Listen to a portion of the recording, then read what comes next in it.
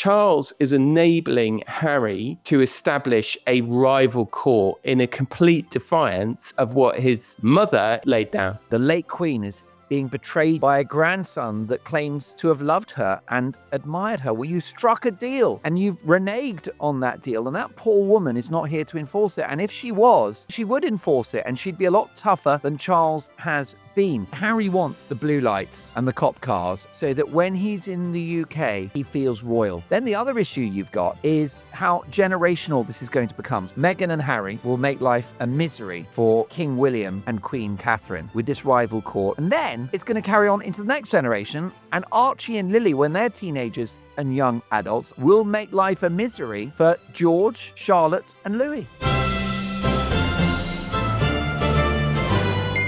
Yes, well, hello everybody and welcome to The Royalist. I am your host, Tom Sykes, and I want to thank you very, very much for being here. We have an absolute cracker of a show today with all the gossip, scoops and scandal that you can handle.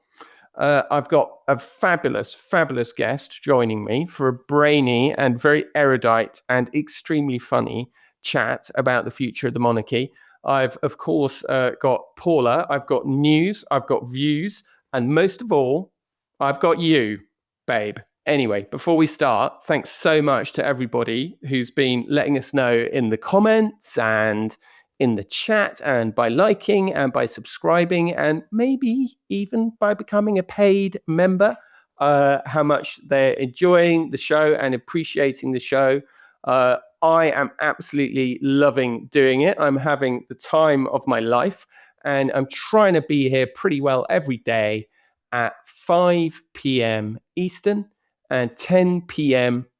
London time. I've been told to stop using GMT by some sticklers who insist it's British summertime. So fair enough. We'll call it London time from now on. Well, a huge thank you for all your support. It's been a wonderful, wonderful couple of weeks here on The Royalist, and we are going to keep things rolling in spectacular style this week. So, without further ado, let's get into our Royal Rundown. So, the Royal Rundown for this week is as follows. First of all, we have our Royal News update, and I bring you some important information about an affliction disturbing the well-being of a member of the royal family.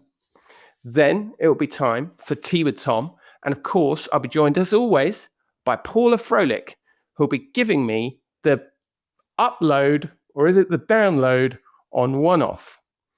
And then finally, our Royal Insider this week. It is the brilliant Mark Dolan, and I know Mark has a lot of fans amongst you on this channel. We're going to be talking about the monarchy's big picture, where we're going, where we are, and what one thing Charles really needs to do right now. So that's the show. Let's get into our Royal News update.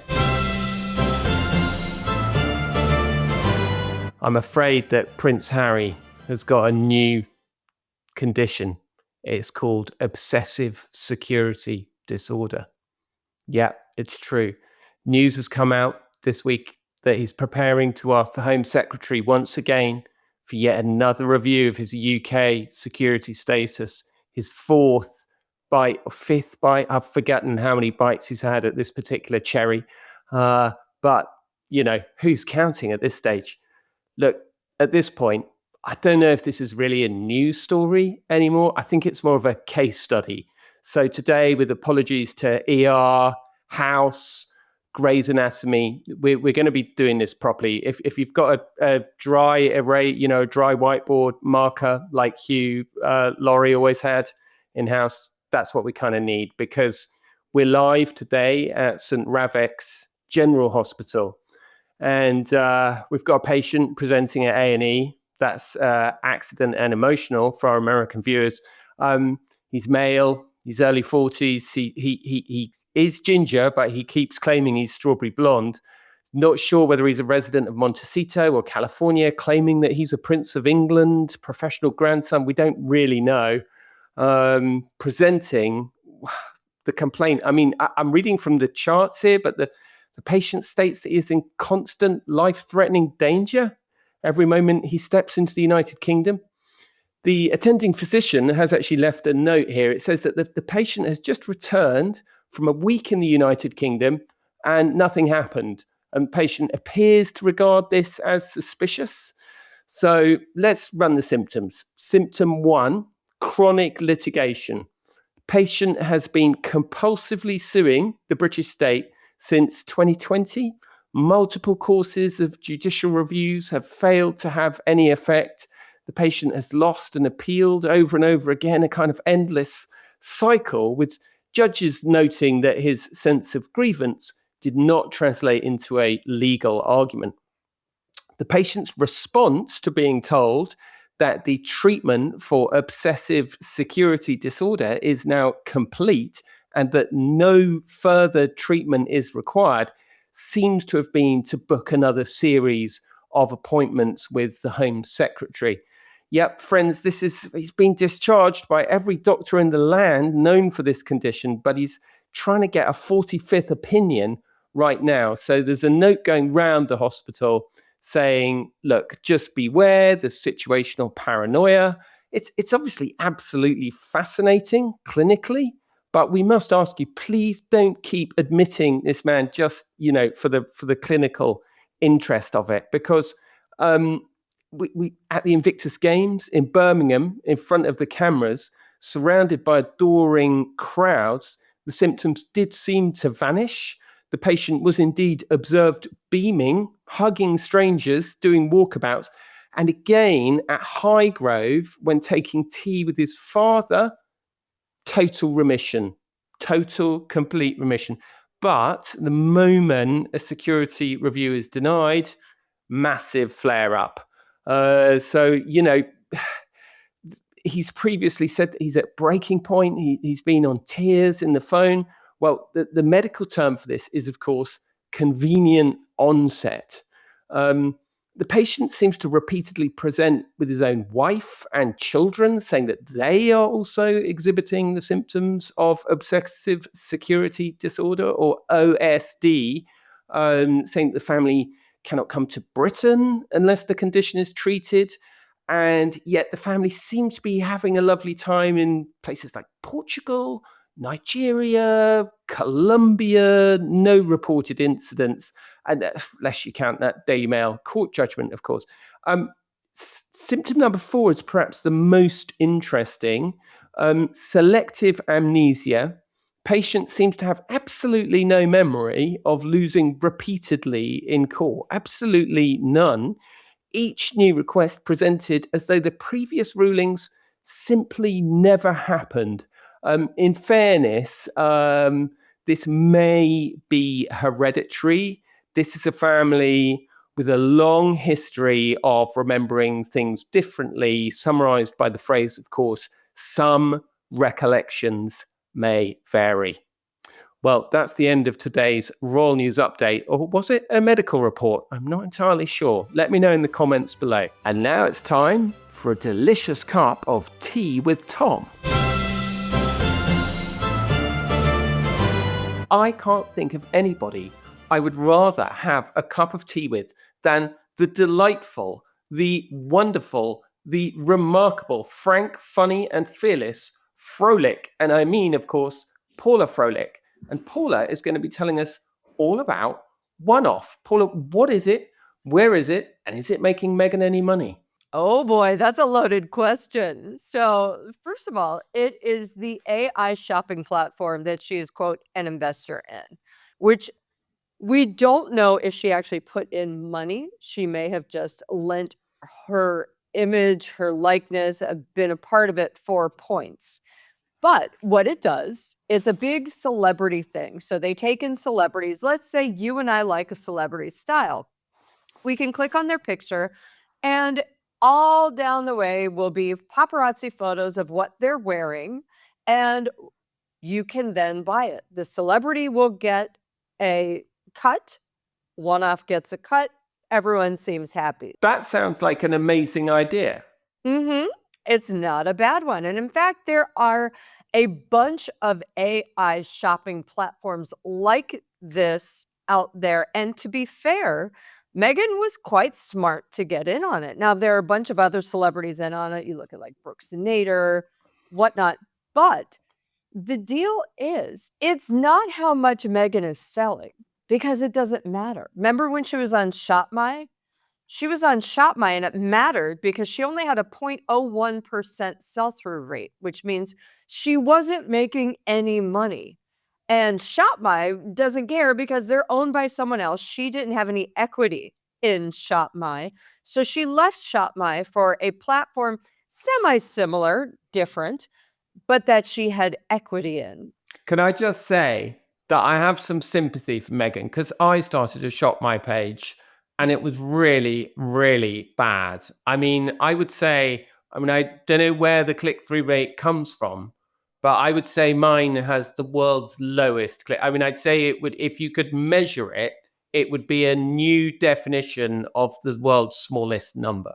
Yes, but Tom, you are not trying to hold yourself up as a worldwide style icon, even though I think you are. However, you are not trying to attempt this. This is not your next career. You're not taking over Plum's spot as style icon of the Sykes family.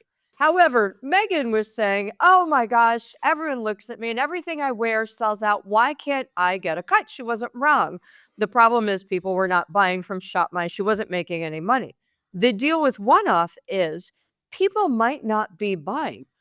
Who cares? She's got equity in the company. Now, this is a smart thing for her to have done. Everyone looks at like what Ashton Kutcher did. This is how Ashton Kutcher became worth almost $650 million. He invested or was an equity partner in a lot of companies that took off. So the deal is OneOff, which by the way has only been around for about a year, has major backers behind it, really big, good name VC people. What they want to do is create the technology that will then be bought by Google, by Claude, by ChatGPT, because all of these AI platforms want the shopping money. They just don't have the bandwidth to drill in that small. So the plan for the OneOff founders would be to either be absorbed by a larger company or to be sold to a larger company like Google, Meta, whatnot. I mean, so far, it sounds like an absolutely amazing plan. You stick a photo up on the internet, people click things, you get commission, and then some idiotic billionaire comes along and buys it for several $1 million, and you get to live the rest of your life. And I think, isn't there a famous fact that like George Clooney has made like 15 times as much money from his tequila as he's ever made from his movies or something? I mean, this sounds like an absolute genius move by Meghan. What's not to like? There isn't anything not to like, actually, because frankly, if she didn't put in any money, it doesn't matter because she's letting them use her to get the name out. What OneOff needs right now is brand recognition. So you look at something like ShopMy. ShopMy is the big whale in the market. However, this is all done by AI. Meghan doesn't even have to do anything. It's just, yes, you may use my name so that we all know now what OneOff is. Whether we like it or not, we all know what it is. It doesn't matter. They just want the technology. But Miss Froelich, she does need to do one thing, surely, which is put some pictures on the blooming platform. Because I had a look at OneOff and she hadn't posted anything since June the 9th, which I noticed because it was actually my birthday. And oddly enough, it wasn't a birthday cake for me that she was posting, which would have, been thoughtful. But like that, when you look at her Shop My Page and you're like, oh my goodness, this person is posting absolutely nothing. Like, how can you expect it to work? I mean, Rachel, my producer, is always telling me, you've got to set an appointment for people. They've got to know that you're coming at 5 o'clock or 10 o'clock or whatever it is. You've got to do it every day. You've got to be working it. Is that, it doesn't appear that she's very interested in working it. She doesn't need to be. She already did the work. We all know what OneOff is now.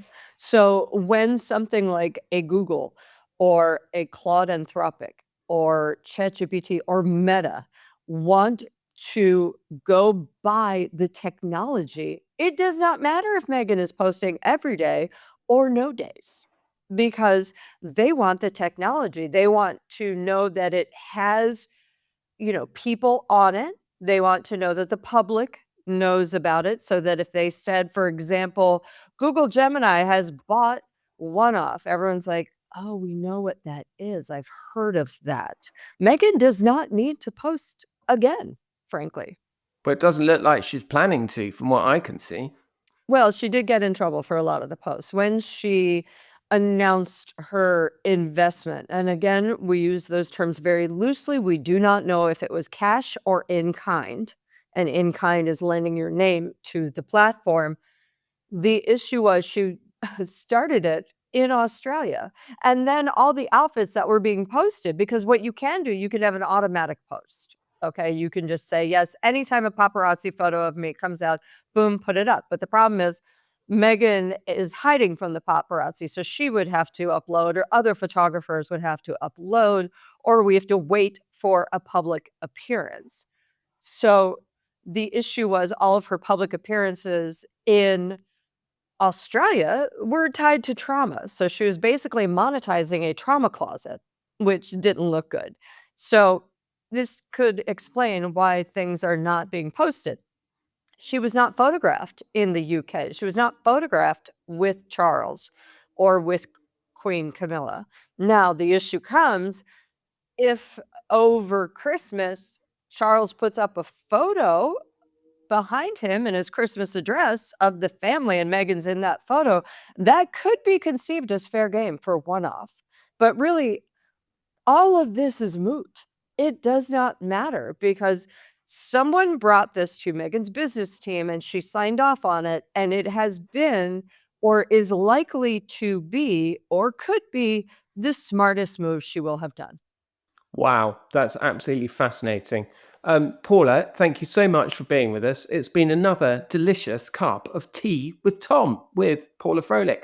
Paula, just so I don't get it wrong, will you tell everybody where they can find you? Yes, of course. My main gig, News Nation. I host a News Nation YouTube show called The Scoop every Tuesday and Thursday. It comes out about 1:30. And then, of course, on my personal YouTube, Paula Froelich Uncensored, and Substack, Paula Froelich Uncensored. Fantastic. Paula, thank you so much for joining The Royalist, as always. Thanks for having me, friend. And now, the moment you've all been waiting for, our Royal Insider. Right, so folks, I am really excited to have the mighty Mark Dolan with me today. Mark, welcome. Tom, I'm so excited to be here, and thank you for having me. Yeah, or should I say, hi mate, yeah, how's it going? Well, I'm the world's least happy millionaire because it was awful, Tom Sykes, growing up in palaces and everything, And I went to Eton and I was so thick, I got a D in geography, which is actually quite hard. Hey, listen, mate, right? Listen, my Prince Harry is much better than your Prince Harry, okay? We're going to have a Harry off, yeah? Who can be the biggest victim? Who can be the most incredibly, rude, obnoxious and disloyal son? Let's see. It's quite a competition, isn't it? Yeah? Mark, it's great to have you here. You always make me laugh, so I have to try and stop laughing. Because actually, Mark's actually a bit, if you watch Mark's channel, you'll know he's actually a bit of a brain box. And he's very erudite, a very erudite man. And I wanted to have a chat with Mark that was both serious and a bit of fun as well, about the kind of big picture future of the monarchy, because the royals do this themselves, right? They go off to Balmoral in the summer, and allegedly between, blowing up the wildlife, doing their own washing up, which they regard as a tremendous laugh, which I really love. The idea that doing your washing up could be the most screamingly funny thing that you can imagine. They try and have a bit of a chat about the future of the monarchy. I mean, if you look at the ledger, really, of the last 4 years, Mark, of the King's reign, I mean, you'd have to conclude that so far it hasn't been an absolutely gigantic success, has it? And what do you think, big picture, where are we, before we look at where we're going, where are we right now? Well, I'm really glad you mentioned this summer summit and the fact that once a year, the firm get together, the royal family and advisors, and they have a look at the project. And I think it would explain the long-term success of the monarchy, that it's always been a very organic institution. It's always reinvented itself, and it's always had an umbilical connection with the British people, the British public, upon whose largesse they rely in order to remain royal. And it goes all the way back to the Second World War and images of the Queen Mother walking on the rubble after the Blitz. And, you know, that was an amazing photograph, and it was on the front page of every newspaper, and the public was struggling. The country was being blown to smithereens by the Germans. But there you have your, you know, senior member of the royal family representing the people, getting down and dirty with it. So they've always been brilliant at that. Of course, it was only a few decades ago that the Queen, the late Queen Elizabeth, decided to pay income tax for the first time, opening Buckingham Palace to the public for certain moments of the year. They've always been very, very good at adapting and understanding that it's the public they must be answerable to. And I therefore think they're going to do exactly the same thing this summer. And as you say, they'll be checking in, you know, how is this reign of King Charles going? And I'm going to say that you are both right and wrong, Tom Sykes. You are right that it has not been a gilded, perfect 4 years for Charles, but I think it's not his fault. I think that the problems with this reign have been as a result of headwinds from elsewhere, most notably his ridiculous brother, Andrew, who has brought shame and embarrassment on the royal family and great financial cost. And then, of course, Harry, the prodigal prince. So I think the problems with Charles's reign are not of his making. I can't think of anything that he has said or done that has been inappropriate or embarrassing since he took to the throne. Can you? I mean, I don't know, having Harry and Meghan to tea, inviting Andrew to Christmas, inviting Fergie to Christmas, extending the, you know, I don't dispute that a lot of these problems were created in the last reign. And I don't dispute that the Queen was perhaps a bit soft on Andrew. But what I do take exception to is this argument that an unexploded bomb was left under Charles's throne. And I think the reality is that he wasn't dealt the most brilliant hand. I think that is fair to say. Correct. He inherited a bunch of problems. Yes, certainly he was. But he's played the hand very, very badly, I think. And I think that, you know, in some ways, it looks to me like he was handed this kind of perfect vessel, or certainly it looked perfect as long as you didn't look too closely under the light.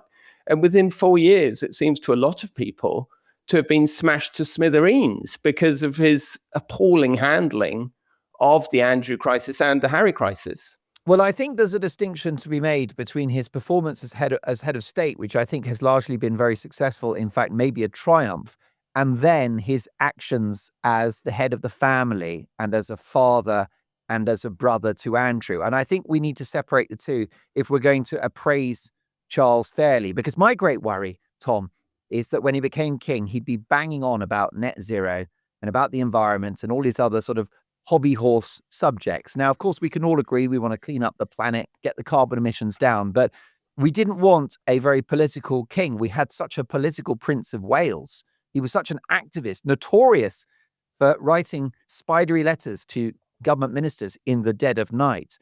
And I was really worried that he'd be an activist political king, which would have been a disaster for the monarchy because, of course, the success of previous monarchs is we did not know what their politics were, most especially Elizabeth.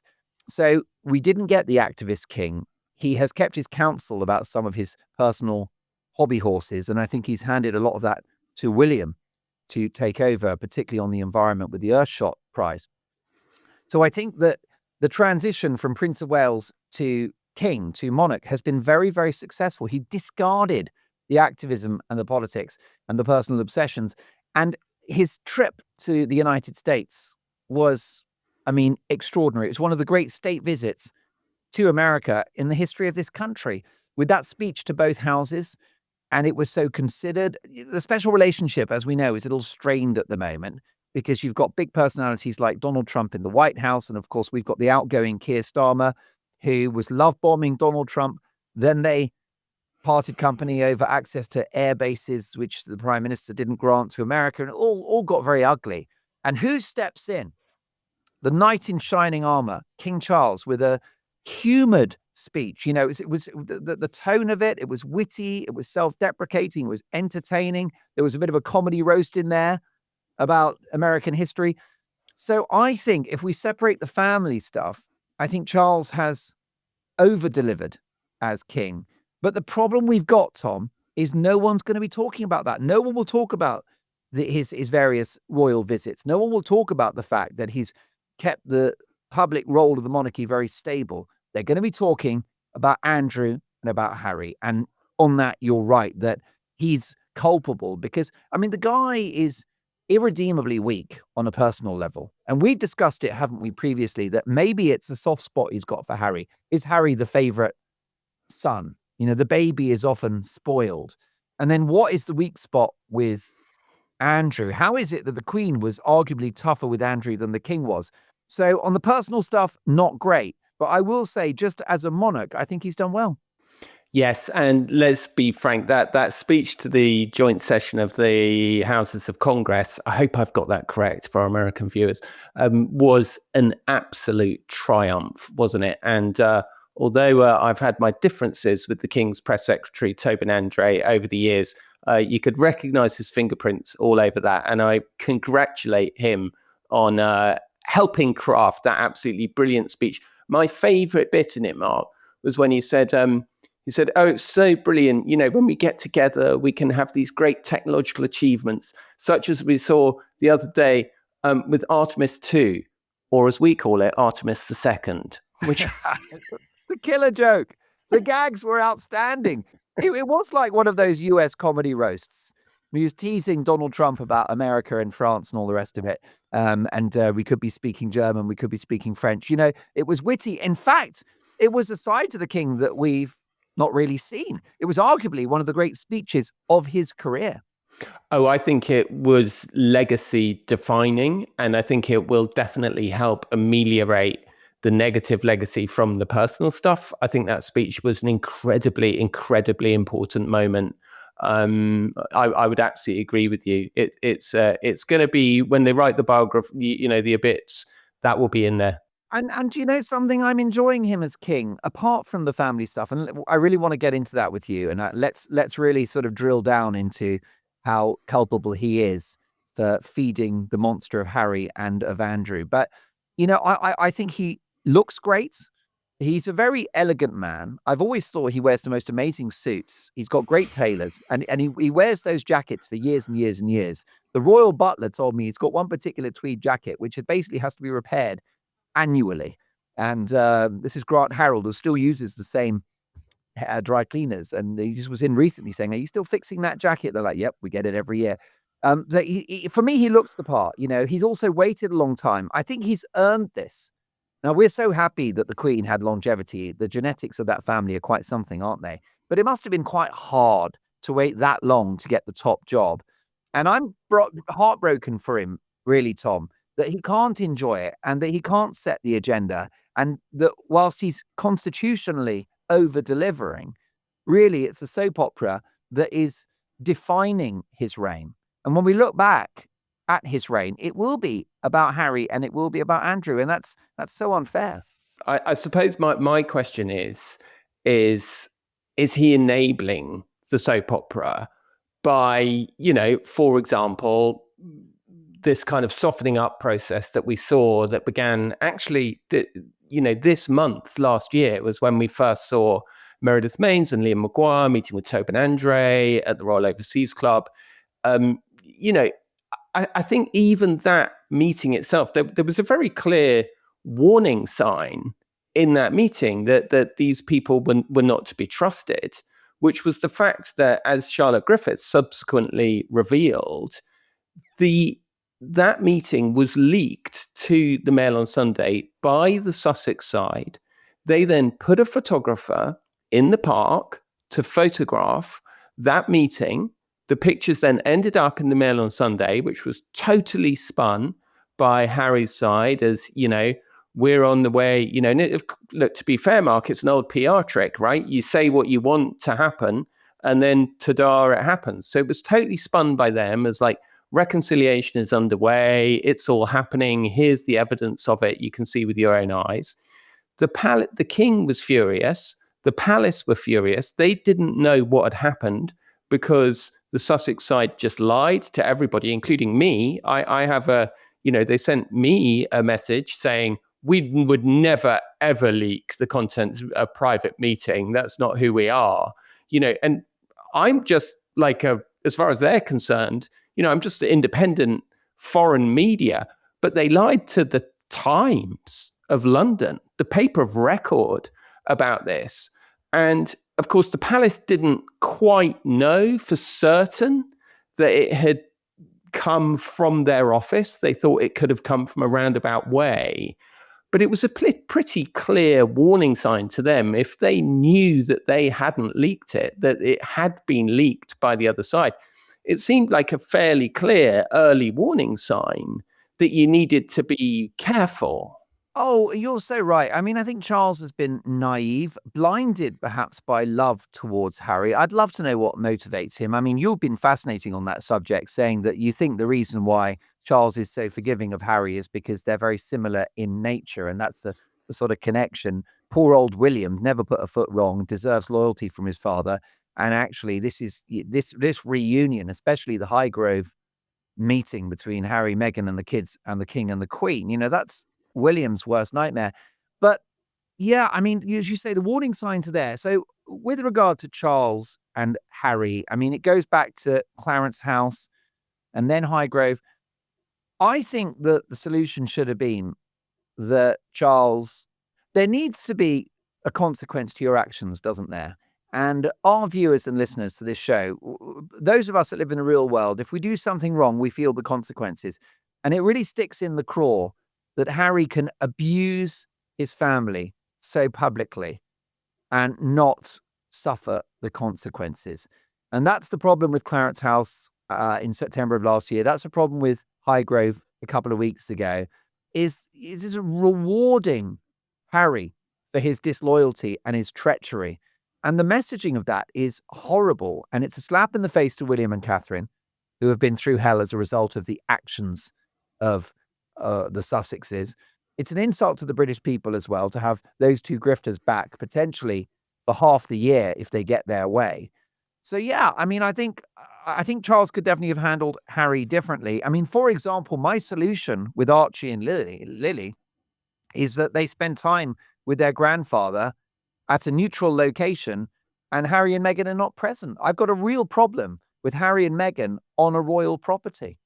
My problem with the meeting at Highgrove, it is partly that it's, offensive to our sense of natural justice and those kinds of things.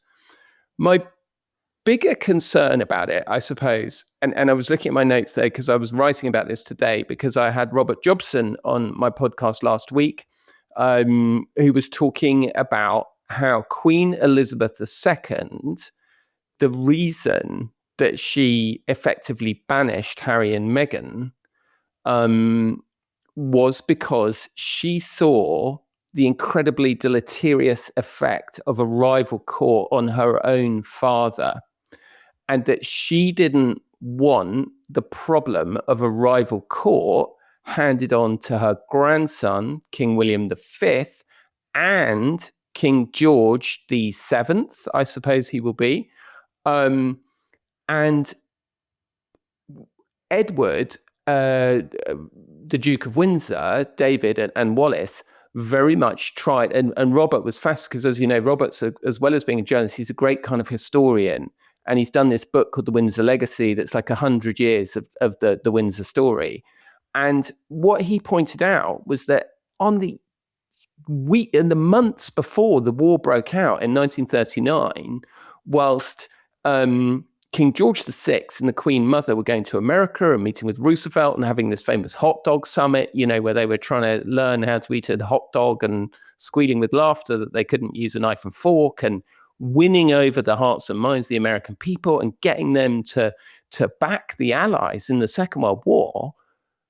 David, the Duke of Windsor, was giving broadcasts on the radio saying we need to make peace with the Germans, and plotting his own return. It's now been shown that him and Wallace were very, very keen to be restored as the King and Queen of England. It's unbelievable, but it's there in their letters and it's there in their correspondence. And it ended with Winston Churchill having to threaten the Duke of Windsor with court-martial if he didn't get on a boat to Bermuda, where he was made the government.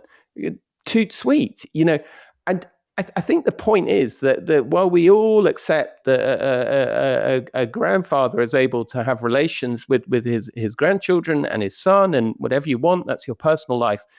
It's the fear is that this is just the first step, and it's going to end up with Harry having some semi-official role. And if he has a semi-official role, he gets the security. If he gets the place to live. If does that end up with Christmas at Sandringham? Does that end up being on the balcony if Charles does, live and get a 10-year jubilee? Isn't it? Give them an inch and they'll take a mile, Tom.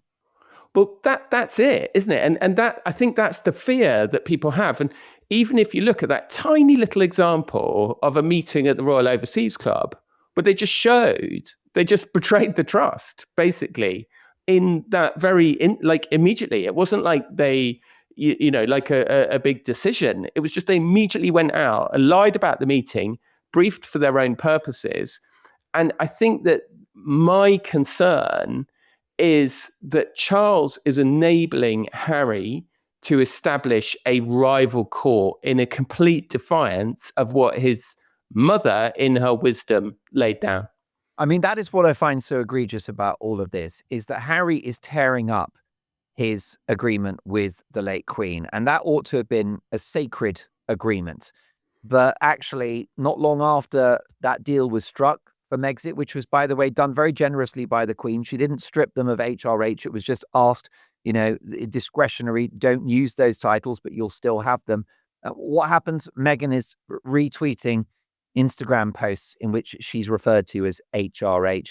And of course, she's, always trying to exaggerate her royal credentials. So it's horrible that the Queen, the late Queen, is being betrayed in this way by a grandson that claims to have loved her and admired her. Well, you struck a deal and you've reneged on that deal. And that poor woman is not here to enforce it. And if she was, I think she would enforce it, and she'd be a lot tougher than Charles has been. Now, there are so many issues at play here. So first of all, you mentioned the rival royal court. I think that's what the security is about, Tom, because I think that Harry wants the blue lights and the cop cars and the seven-car cavalcade. He wants the helicopters and the outriders so that when he's in the UK, he feels royal. He wants to be royal in Britain because he doesn't seem to worry about bodyguards at the Portuguese mansion, which is worth $9 million, which, by the way, they can't afford. He doesn't seem to need armed cops in California or in the other places he goes to in the world, including Ukraine, which last time I checked was at war. So this security stuff, it's so that the optics tell the world, Harry's royal. That's why he wants it. We discovered for the UK return a couple of weeks ago that he doesn't need the cop cars and the helicopters. He can be in a SUV with blacked out windows and get in and out of royal property very safely. And he can do that with Meghan and the kids. So it wasn't about security. It was about the look. Then the other issue you've got is how generational this is going to become. So the rival royal court, that's why Harry needs the security, because then he looks like a prince. The other issue is generational. So you're going to have Meghan and Harry will make life a misery for King William and Queen Catherine. And they'd love to be in the UK, I think, up to half of the year with this rival court. And then it's going to carry on into the next generation. And Archie and Lily, when they're teenagers and young adults, I predict will make life a misery for George, Charlotte, and Louis. it's so hard, isn't it, to think about what the future really looks like, because hanging over it all, there's this huge question mark of Charles's health. Now, for the purposes of this discussion, let's assume that Charles lives for another 10 years. Okay. Now, obviously, as I've reported, everyone now is extremely optimistic that he could even live out his natural lifespan, which in the case of the Windsors could be a heck of a lot more than 10 years. Some people are very skeptical and say that it's going to be a lot less. But if we imagine 10 years, okay, and we think about 2036, now I wrote this down earlier. In 2036, Charles is 87, William is 54, George is 23. I mean, if that is where we are, if we do say, for the sake of argument, we're in the last 10 years of Charles's reign, what do you think would be the best thing, the big picture things that Charles could do to secure the architecture of the monarchy for his son to be a responsible steward ushering in the reign of King William V? I think what he needs to do is scale back the whole royal operation. He needs to make the monarchy a lean, mean fighting machine. It needs to cost less because, you've already got Republicans who are identifying the profligacy of the royal family. And if you're going to have authority, if you're going to survive, I mean, that was the great legacy of Queen Elizabeth, was just the survival of the monarchy. And it was the top leading historian, Dr. David Starkey, who was asked, what was Elizabeth's legacy? And he said the ongoing existence of the monarchy was her legacy. And so that's the biggest thing for Charles over 10 years, if it is going to be 10 years. And of course, Tom, we hope it's going to be 10 or 20 years. Like I said, constitutionally, I think he's been a good king, and he's a kindly and intelligent man, very ethical as well. But he's got to modernize the monarchy. You see, the issue you've got is if the poor man only had a year or two of life to live, then it will be up to William to modernize. But if we're looking at a decade, then I think that's going to have to start happening in the medium term. And that rolls the pitch for William when he becomes king. And we know that William, for example, he doesn't want as much of that pomp and circumstance. He wants to be a consequential monarch. He wants to get things done, Tom. He wants to tackle homelessness. He wants to get house building and social housing. He wants to tackle issues around the environment. So he not interested in all the theater of being king and the gilded luxury. He's going to be a very proactive and practical guy that gets things done. And he's already doing that as the Prince of Wales. So I think King Charles, I think the other issue you've got, if we're looking at 10 years, and let's hope that it is that long for Charles's sake, he probably won't be in the rudest health for that whole decade. And therefore, his workload is going to shrink. So probably what you're going to need to have, let's say 3 or 4 years from now, based upon a 10-year timeline, is that in 3 to 4 years' time, a gradual handover, and William becomes king-elect with agency, influence, and power. That's what I would suggest. I think you're so correct on that. And I think that was the Queen's great gift to Charles, was that he was the co-monarch, certainly for the last 7 years of her reign. And some people would say for the last 10 years of her reign. And I think that is absolutely the key now. And I was going to say that if there was one thing that Charles could do over the next 10 years, it would be to let go a little bit and let his son get into position, let him get comfortable in the way that he was allowed to get comfortable. Of course, if you've read Valentine Lowe's book, you'll know that the great watchword of the courtiers is from Lampedusa, the Italian author, The Leopard, who has this line, everything must change so that everything can stay the same. I think it is going to be sad that I think a lot of the gold coaches are going to go under William. I think a lot of the silly outfits are going to go under William. He just doesn't see, I think he understands that in order for the monarchy to survive, those are the things that are going to have to go. And much as we may miss them, that's probably the kind of sacrifice that is going to have to be made. I mean, it'll be a shame when it's a bit more of a bicycling monarchy, maybe, perhaps, but they're going to have to let the daylight in on the magic a bit, aren't they? I mean, it's already in, really, isn't it? Well, I think it is. And let's not forget that King Charles's coronation was a more modest affair compared to that of his mother by his choice. The route that was taken was shorter and it was just less pomp, less ceremony, and done on a tighter budget. So, Charles has already begun that modernization process. Of course, we're getting tax returns being published as well. And you're going to see that step up, I think, in the years ahead, which is a good thing. The other hope I would have is that Charles is loyal and committed to William and supportive of him and prepares him for this top job. And I think one way he can do that is to clarify the status of Harry within the family.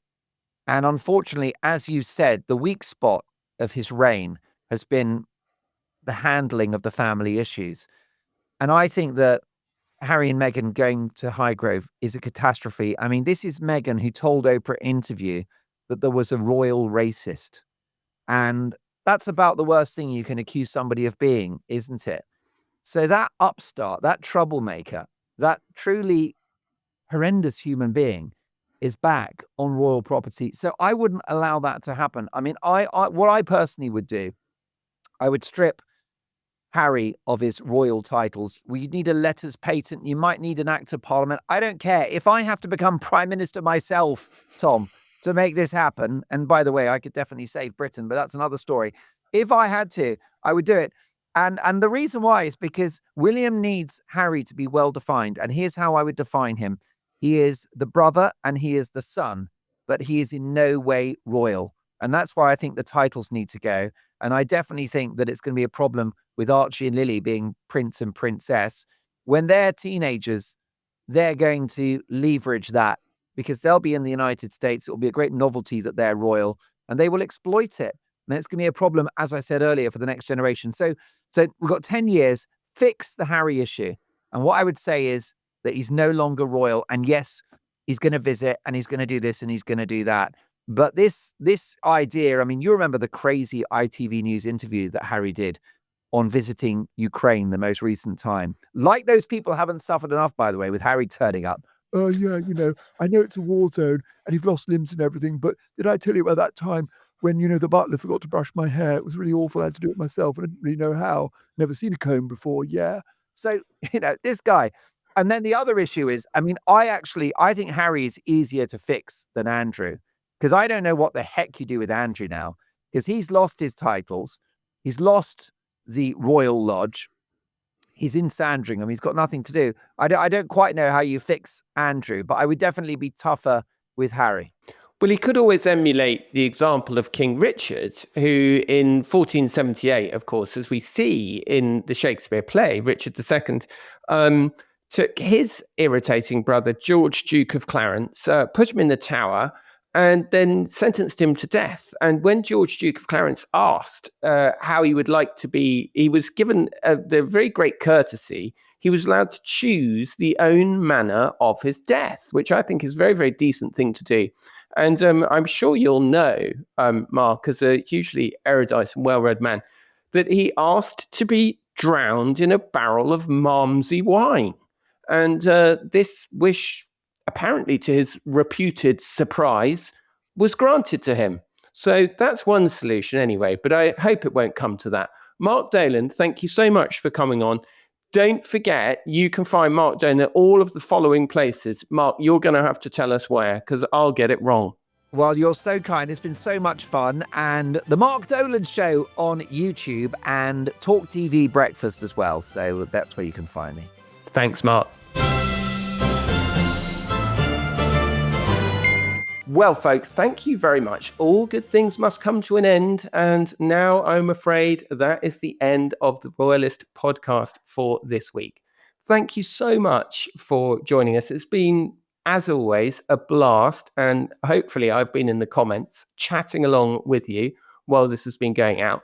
Thanks, as always, to our regulars. I'm thinking of Alexandra and Teacup and the Hog Mother, all the locals at this splendid club that we are creating online. And thanks to all the new members of this club who have joined up and demonstrated with the parting of a few ducats their support for the Royalist channel. It really means the world to us.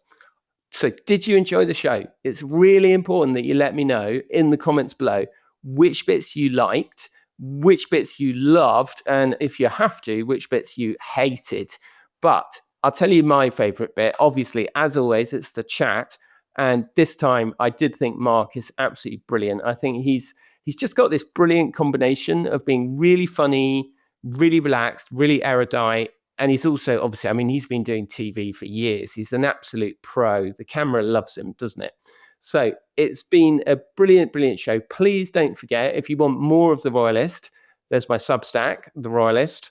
And there's Mark's Substack and there's Paula's Substack. And we're just delighted to have you here. It only really remains for me to say a massive thank you to The Royalist producer, Rachel Passer, the incredibly talented Rachel. So a big hand for Rachel, please. And, of course, to bid you farewell and to say, God save the King.